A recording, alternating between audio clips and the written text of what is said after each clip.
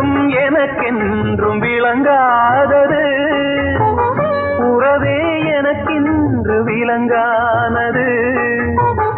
அடடா முந்தானை சிறையானது, இதுவே என் வாழ்வில் முறையானது.